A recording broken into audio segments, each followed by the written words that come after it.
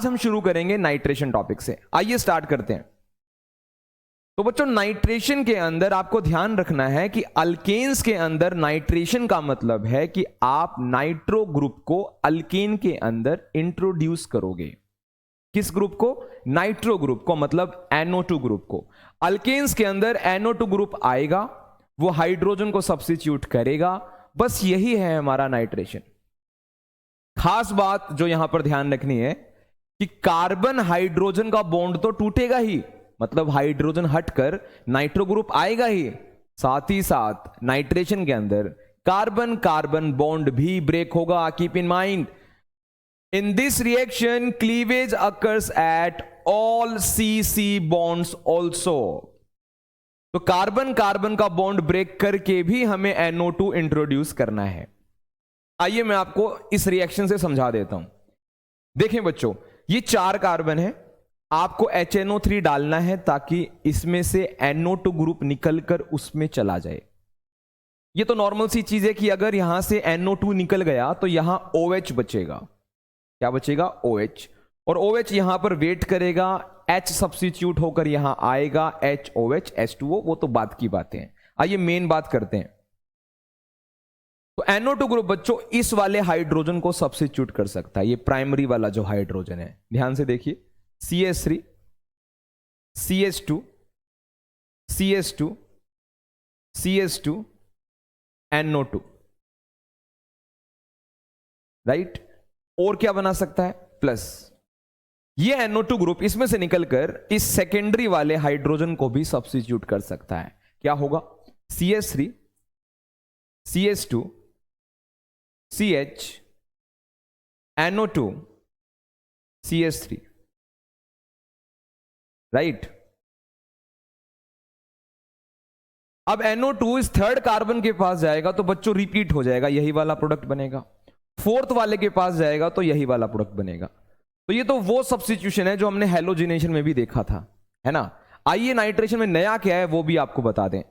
ये जो carbon carbon के बॉन्ड दिख रहे हैं आपको, ये भी ब्रेक करने हैं। जैसे ये 4 कार्बन का है नाइट्रेशन दिख रहा है, 3 का भी बना के दिखाओगे, 3 का भी कार्बन कार्बन बॉन्ड ब्रेक कर दो तो 3 का क्या होगा बच्चों? CH3 CH2 CH2 NO2।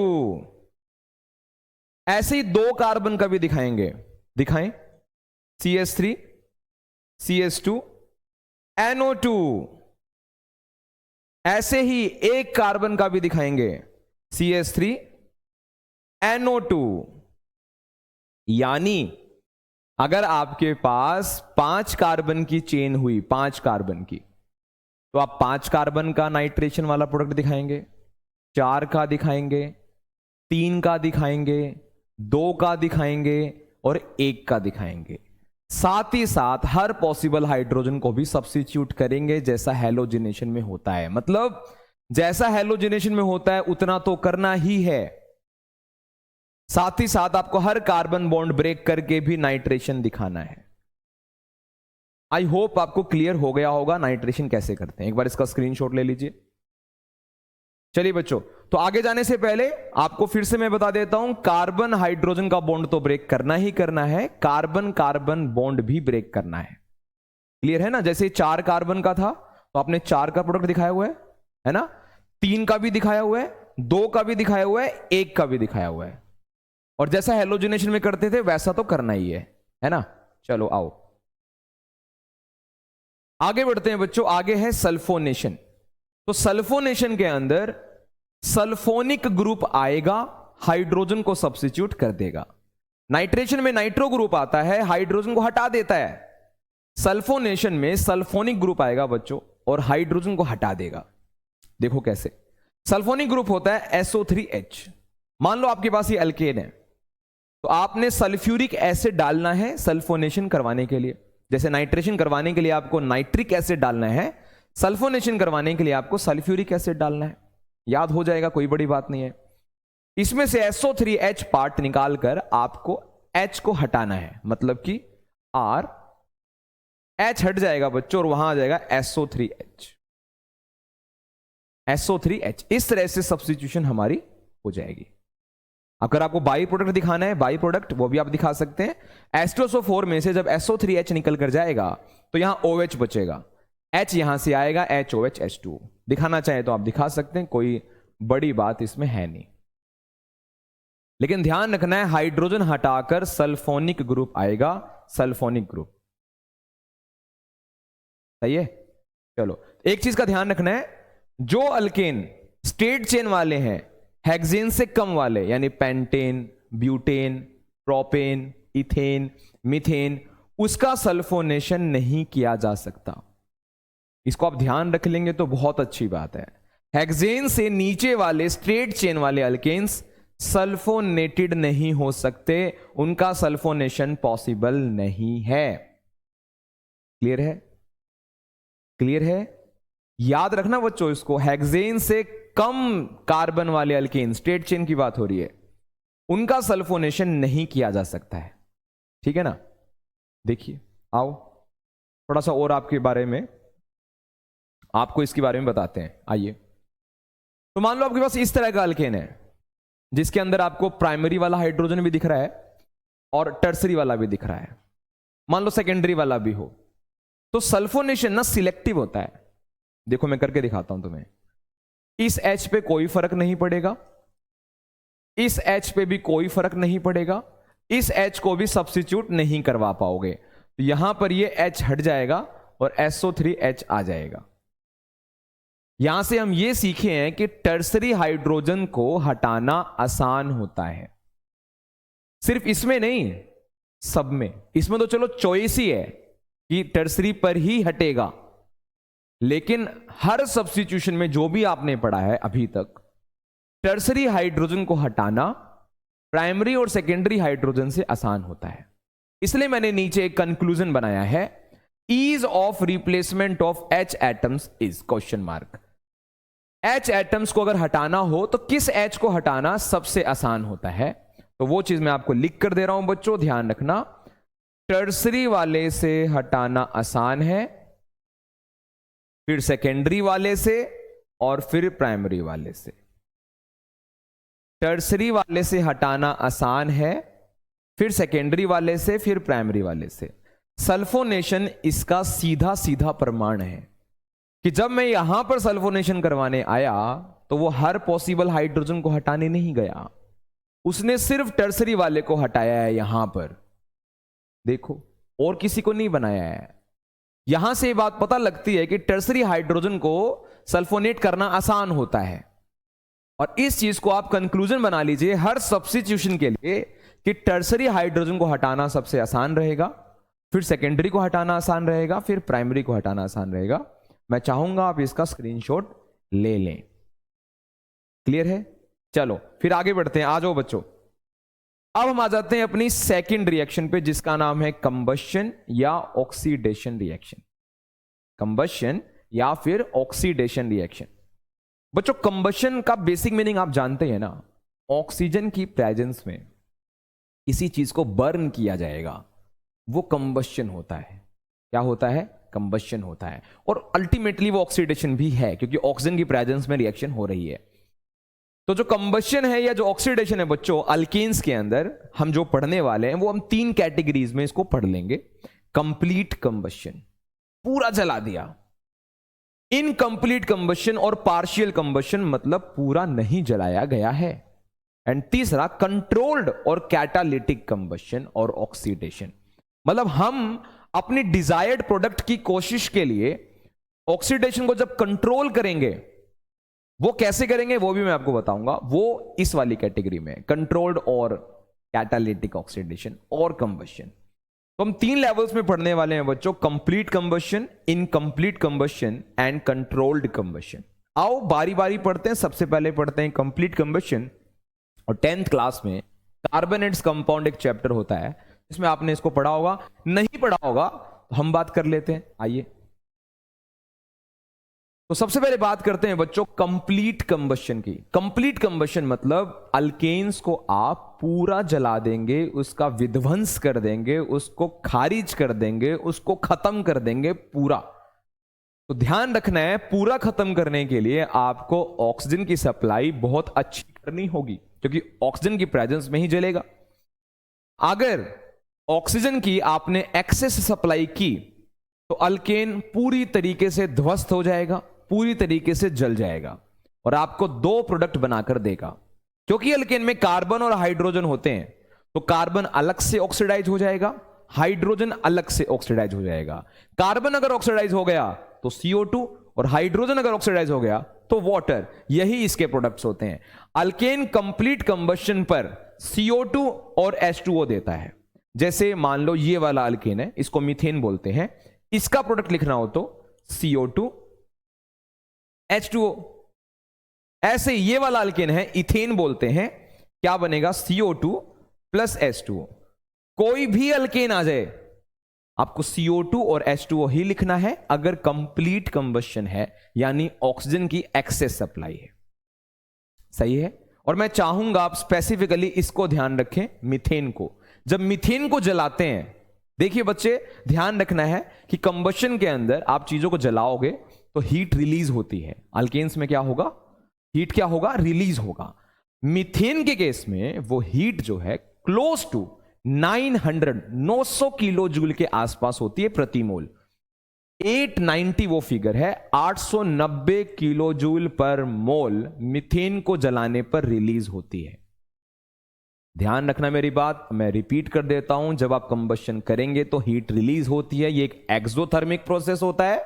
और कंप्लीट कंबशन हम पढ़ रहे हैं, कंप्लीट कंबशन के अंदर CO2 और वाटर, ये दो प्रोडक्ट्स बनते हैं, जहां मीथेन के अंदर 890 यानी लगभग 900 किलो जूल प्रति मोल हीट रिलीज होता है। इसको आप ध्यान रखिएगा। अल्केन कोई भी ले लीजिएगा, ऑक्सीडेशन अगर कंप्लीट है तो CO2 और वाटर ही बनेगा। इसका स्क्रीनशॉट ले सकते हैं। चलिए, तो आप जब ये बात कर रहे हैं कि किसी भी अल्केन को ले लीजिएगा, वो आपको CO2 और H2O ही बनाकर देगा कंप्लीट कंबशन में, तो क्यों ना एक जनरल रिएक्शन लिख लीजिए। सब जानते हैं अल्केन्स जो होता है वो होता है CnH2n+2, और इसमें आपने डालना है ऑक्सीजन। क्या डालना है बच्चों, ऑक्सीजन। और आपको जो प्रोडक्ट मिलेगा वो मिलेगा CO2 और मिलेगा बच्चों H2O। अब इसको ना हम बैलेंस कर लेते हैं। बैलेंस आप मेरे हिसाब से बच्चों को आता ही है। कार्बन यहां पर बच्चों कितने हैं, N, वहां पर कितने हैं, 1, तो क्यों ना वहां पर N लिख लिया जाए। आगे आइए, हाइड्रोजन है 2n+2, यहां है हाइड्रोजन 2, यहां है 2n+2, वहां है 2, तो क्या मैं यहां n+1 लिख दूं। अरे देखिए बच्चों, हाइड्रोजन यहां 2 है तो n+1 से मल्टीप्लाई कर दोगे तो 2n+2 ही हो जाएगा, इसके बराबर हो जाएगा। ऑक्सीजन यहां 2 है, वहां 2n है और n+1 है, 2n है और n+1 है, तो 2n और n+1 कितना हुआ, 3n+1। यहां है 2, तो मैं कर देता हूं बच्चों यहां 3n+1/2, 3n+1/2। तो मेरे हिसाब से ये जो है आपको बैलेंसिंग समझ में आ गई होगी। कार्बन n एटम्स रखा हुआ है, यहां भी n कर दिया। हाइड्रोजन 2n+2 है, यहां भी 2n+2 कर दिया, देखो 2n+2 हो गया। ऑक्सीजन यहां पर 2 थे, यहां पर थे 2n + n+1, 2n और n+1 हुआ बच्चों 3n+1, तो मैंने भी इसको 3n+1 कर दिया, 2 से डिवाइड कर दिया, 2 से 2 खत्म, ये भी 3n+1 ही है। ये हो गई बच्चों generalized expression of complete combustion. ध्यान रखिएगा 3n+1/2 है O2 के साथ। भूल भी जाएंगे तो बैलेंसिंग बच्चे को आती है, मेरे हिसाब से तो यार कोई दिक्कत नहीं है। आओ आपको एक स्पेशल बात बताता हूं, जब आप कंप्लीट कंबशन करने जाएंगे हीट तो रिलीज होता ही है। ध्यान क्या रखना है, स्ट्रेट चेन वाले जो अल्केन्स होते हैं, सीधी कार्बन वाले, सीधी चेन जो होती है उसमें हीट ज्यादा निकलती है एज कंपेयर टू ब्रांच्ड वाले। अगर आप 5 कार्बन का स्ट्रेट चेन ले लो पेंटेन और 5 कार्बन का ब्रांच बना लो, आइसो या नियो, 1 ब्रांच या 2 ब्रांच, तो स्ट्रेट चेन वाले में हीट ऑफ कंबशन ज्यादा होगा, मतलब उसमें हीट ज्यादा निकलेगा, और ब्रांच वाले में हीट कम निकलेगा। ये एक स्पेशल बात है, एक अच्छा पॉइंट है, इसको लिख लीजिएगा। स्क्रीनशॉट आप ले सकते हैं। आई होप आपको ये समझ में आ गया होगा। यस बच्चों, आई थिंक आपको कंप्लीट कंबशन समझ में आ गया कि किसी भी अल्केन का कंप्लीट कंबशन करेंगे तो ऑक्सीजन की होगी एक्सेस सप्लाई और हमें वो बनाकर देगा दो प्रोडक्ट, एक होगा CO2 और एक होगा H2O। हर केस में वो हीट रिलीज करेगा, जिससे हमें ये याद रखना है कि स्ट्रेट चेन वाले जो अल्केन्स होते हैं उसमें हीट ज्यादा रिलीज होती है, ब्रांच वालों में हीट कम रिलीज होती है। जनरलाइज्ड एक्सप्रेशन आपके सामने है, आप उसको याद रख सकते हैं, लॉजिकली भी बना सकते हैं, कोई प्रॉब्लम नहीं है। और मीथेन वाला जो केस है वो आपको दिमाग में रखना है कि मीथेन को जब मैं जलाऊंगा, जब मैं उसका कंप्लीट कंबशन करूंगा, तो उसमें हीट जो रिलीज होता है वो होता है 890 किलो जूल पर मोल, यानी क्लोज टू 900 किलो जूल पर मोल। इतना हीट प्रति मोल मीथेन बना देता है। चलो आओ अब बात करते हैं अगले कंबशन की, जिसका नाम है इनकंप्लीट और पार्शियल कंबशन। इनकंप्लीट और पार्शियल कंबशन। सोच के देखिए, जो अल्केन पूरा जलता है उसको आप पार्शियल कैसे जला सकते हो? सीधी सी बात है, ऑक्सीजन की सप्लाई इनसफिशिएंट कर दो, ऑक्सीजन की सप्लाई लिमिटेड कर दो। अगर ऑक्सीजन की सप्लाई लिमिटेड कर दोगे तो अल्केन पूरा ध्वस्त नहीं हो पाएगा, वो कंबस्ट तो होगा, पूरा नहीं होगा। यही हमें पढ़ना है पार्शियल कंबशन या इनकंप्लीट कंबशन में।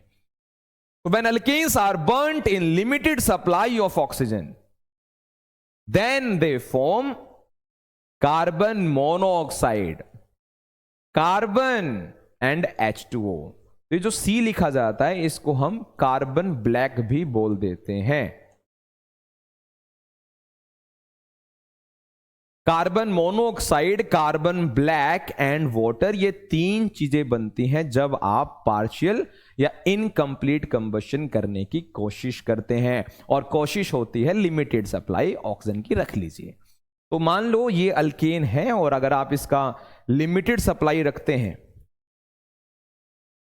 ऑक्सीजन की, अगर आप लिमिटेड सप्लाई रखते हैं तो आपके जो प्रोडक्ट्स होते हैं वो होते हैं CO plus C plus H2O। ये प्रोडक्ट आपके होते हैं। मैं उम्मीद करता हूं आप इसको याद कर लेंगे कि कंप्लीट के प्रोडक्ट्स थे CO2 और H2O, और यहां पर CO2 नहीं है, यहां पर CO है, H2O है लेकिन उसके साथ C भी है। ये होता है पार्शियल कंबशन, इसको भी नोट कर लीजिए। और बड़ा अच्छा सा एक टॉपिक है, मेरे हिसाब से कोई इसमें समस्या नहीं आएगी। चलो आओ बात करते हैं आगे। तो ये चीज आपको ध्यान रखनी है कि पार्शियल ऑक्सीडेशन में हम सप्लाई ऑक्सीजन के लिमिटेड रखते हैं, जिसमें एक स्पेशल रिएक्शन है, अगर आप इसको याद रख पाए तो बहुत बढ़िया हो जाएगा। एक अल्केन होता है सबसे छोटे वाला मीथेन, अगर आप इसमें लिमिटेड सप्लाई रखें ऑक्सीजन की अगर आप लिमिटेड सप्लाई रखें और टेम्परेचर रखें 1773 केल्विन, तो मीथेन जलकर भुनकर इथाइन बना देगा। क्या बना देगा बच्चों? इथाइन। 10th क्लास में आपने सुना होगा, ये वेल्डिंग गैस का भी एक कंपोनेंट होता है इथाइन। इसको हम एसिटिलीन भी बोलते हैं। क्या बोलते हैं? एसिटिलीन भी बोलते हैं।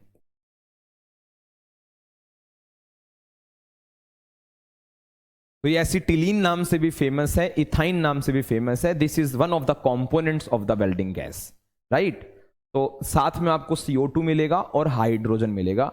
मीथेन का एक केस है जो आप स्पेशल याद कर सकते हैं, मेरे हिसाब से कोई दिक्कत नहीं है। देखिए, अगर आप JEE की तैयारी कर रहे हैं, नीट की तैयारी कर रहे हैं, तो आपको देखो रिएक्शंस पर थोड़ा ज्यादा फोकस करना पड़ता है। जो स्पेशल रिएक्शन होती है एक जनरलाइज्ड टॉपिक में, वो आपको अच्छे से दिमाग में बिठा लेनी होती है।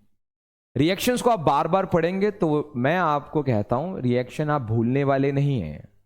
आप इन चैप्टर्स को ज्यादा पसंद करेंगे as compare to other chapters के, अगर आप इसको थोड़ा सा समय दें यार, समय बिताएं आप ऑर्गेनिक के साथ। ऑर्गेनिक बहुत आसान है।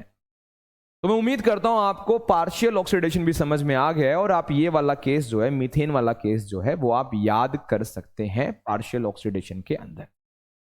अगर जनरली पूछेंगे तो आप किसी भी अल्केन का पार्शियल ऑक्सीडेशन करने जाओगे तो आपको कार्बन मोनोऑक्साइड मिलेगा, कार्बन मिलेगा और H2O मिलेगा। लेकिन मीथेन का एक स्पेशल केस है, इस कंडीशन के अंदर अगर आप इसका पार्शियल ऑक्सीडेशन करते हैं तो आपको वो इथाइन बनाकर देगा। कर लेंगे? चलो आओ फिर आगे बढ़ते हैं।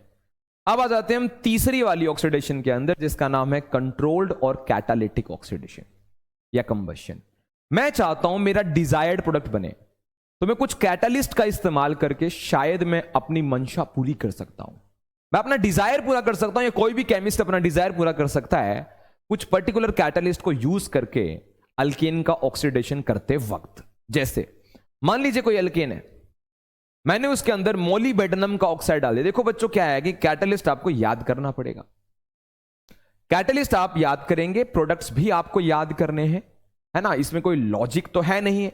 आपको एक कंट्रोल्ड ऑक्सीडेशन वाला जो पार्ट है या कोई भी रिएक्शन आप पीछे पड़ रहे हैं, इसको मेमोराइज करना है, ऐसे करना है मेमोराइज कि आप उसको भूले ना। और उसका एक ही तरीका है, keep memorizing, keep learning, keep reading, right. देखो यहां से बात करते हैं, अल्केन में अगर आप ये वाला कैटलिस्ट डाल दें ड्यूरिंग ऑक्सीडेशन, मोलिबेडनम का ऑक्साइड है ये, तो आपको एल्डिहाइड देगा, ये एल्डिहाइड जिसमें CHO होता है, आई होप आपको पता है। अगर आप इसमें कॉपर डालेंगे तो ये आपको एल्कोहल बना के देगा, उसमें OH होता है। अगर आप सिल्वर का ऑक्साइड डालोगे Ag2O, तो वो आपको कार्बोक्सिलिक एसिड बना के देगा, COOH होता है। और अगर आप मैंगनीज का एसीटेट डालोगे, CH3COO होल्ट वाइज Mn, यानी मैंगनीज का एसीटेट, तो वो आपको भी कार्बोक्सिलिक एसिड बनाकर देगा। तो कैटलिस्ट बच्चों याद कर लो यार, एरो पर जो लिखे हुए हैं, और इसके प्रोडक्ट्स भी आपको याद कर लेने हैं कि कॉपर डालने से एल्केन ऑक्सीडाइज होकर एल्कोहल बनाता है, मोलिबेडनम का ऑक्साइड डालकर एल्डिहाइड बनाता है, और कार्बोक्सिलिक बनाता है सिल्वर का ऑक्साइड या मैंगनीज एसीटेट डालकर। जैसे ये रिएक्शन आपको कंप्लीट करनी हो, आपको कंप्लीट करनी हो बच्चों, तो देखो आपने मोलिबेडनम डाला है, तो ये एक कार्बन का अल्केन है, तो ये आपको एल्डिहाइड बनाकर देगा। तो एक कार्बन का एल्डिहाइड बना दो, कैसा होता है, HCHO, HCHO। कॉपर है, एक कार्बन का अल्केन है, तो कॉपर तो इसको एल्कोहल बनाएगा, तो एक कार्बन का एल्कोहल CH3OH। CH4 है, आप इसमें सिल्वर का ऑक्साइड डालते हो तो ये कार्बोक्सिलिक बना देगा, ऐसे एसीटेट डाला है तो वो भी कार्बोक्सिलिक बना देगा। मैं उम्मीद करता हूं बच्चे को इसमें कोई समस्या नहीं आएगी। इसी तरीके से आप नोट कर लेंगे तो थोड़ा याद करना होगा आसान, आप इसका स्क्रीनशॉट ले सकते हैं, ठीक है। दिस इज कंट्रोल्ड और catalytic oxidation. Keep learning, keep learning, keep reading, ये आपके दिमाग में जरूर बैठेंगी, ठीक है। आइए तो आपको एक स्पेशल बात भी बता देता हूं, और वो ये है कि अल्केन्स अगर वो वाला हो जिसमें आपके पास 3 डिग्री हाइड्रोजन हो, तो वो वाला खास KMnO4 डालकर, पोटेशियम परमैंगनेट, इसको गांव में लाल दवाई भी बोलते हैं, ठीक है। KMnO4 पोटेशियम परमैंगनेट, आप इस नाम से याद रखें क्यों लाल दवाई के पीछे जा रहे हैं। तो KMnO4 अगर आप यूज करते हैं तो ये अल्केन को एल्कोहल बना देगा, शर्ते है कि उस अल्केन के पास टर्सरी वाला हाइड्रोजन हो, तो ये उसको चेंज कर कर एल्कोहलिक ग्रुप लगा देगा। जैसे ये वाला एल्केन है अपने पास, इसके पास टर्सरी हाइड्रोजन है, primary primary primary tertiary, yes sir है, तो इसको हटाकर OH बना देगा, CH3OH, तो ये बना दिया इसने एल्कोहल, ये बना दिया बच्चों इसने एल्कोहल। तो उम्मीद करते हैं आप ये याद कर सकते हैं, इसमें कोई बड़ी बात है नहीं। तो अल्केन्स जिसके पास 3 डिग्री हाइड्रोजन है, that can be transformed into alcohol by using KMnO4। The only condition is that alkane must have 3 degree hydrogen and the catalyst must be KMnO4, you would have your alcohol, right. तो उम्मीद करते हैं आपको oxidation वाला topic, substitution में बची हुई reactions, कुल मिलाकर बात करूं तो दोनों रिएक्शन, सब्स्टिट्यूशन रिएक्शन और ऑक्सीडेशन रिएक्शन, आपको समझ में आ गई होगी। मिलेंगे आपसे अगले लेक्चर में, तब तक आप पढ़ते रहिए। Thank you.